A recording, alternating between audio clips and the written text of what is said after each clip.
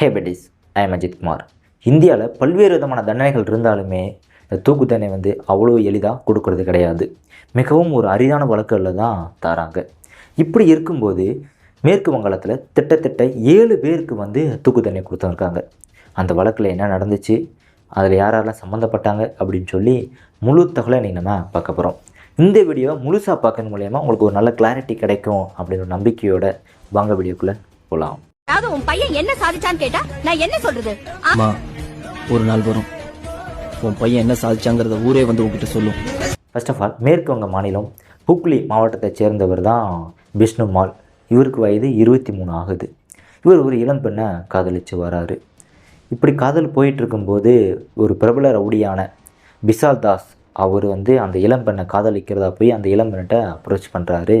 அந்த பொண்ணு அதை மறுத்துட்டு, நான் ஆல்ரெடி பிஷ்ணு மால் அப்படின்ற ஒரு பையனை லவ் பண்ணிட்டு வரேன் அப்படின்னு சொல்லி அந்த பிரபலர்கிட்ட சொல்லிடுறாங்க. இவர் வந்து சரி ஆத்திரமடைஞ்சு கோவம் அடைஞ்சிட்டு அந்த காதலிக்கிற அந்த பிஷ்ணு மால் அந்த பையனை சந்தித்து இந்த மாதிரி நீ அந்த பொண்ணை விட்டுரு, நான் அந்த பொண்ணை லவ் பண்ணி கல்யாணம் பண்ணிக்கிறேன் அப்படின்னு சொல்லி மிரட்டுறாரு. அந்த பையனும் ஒத்துக்கிற கிடையாது. இப்போ இதில் ரொம்ப ஆத்திரமடைஞ்ச கோவம் அடைஞ்ச அந்த பிரபல ரவுடி தன்னோட கூட்டாளிகள் 7 பேரை சேர்த்து அவரை கடத்துகிறாங்க. கடத்தி தலையை வெட்டி கொன்னுடுறாங்க.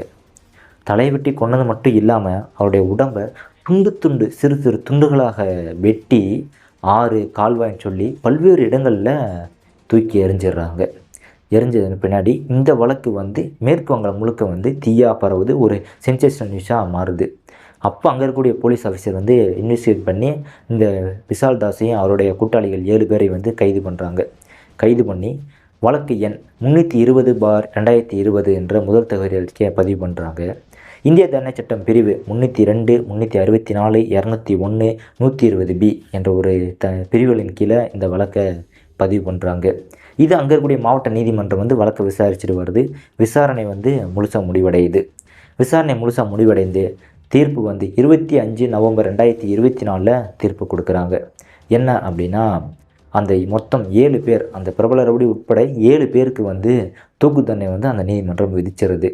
ஒரு ஆளுக்கு விடுதலையும் ப்ளஸ் ஒரு நபருக்கு வந்து 7 வருட சிறை தண்டனையும் கொடுத்துட்றாங்க.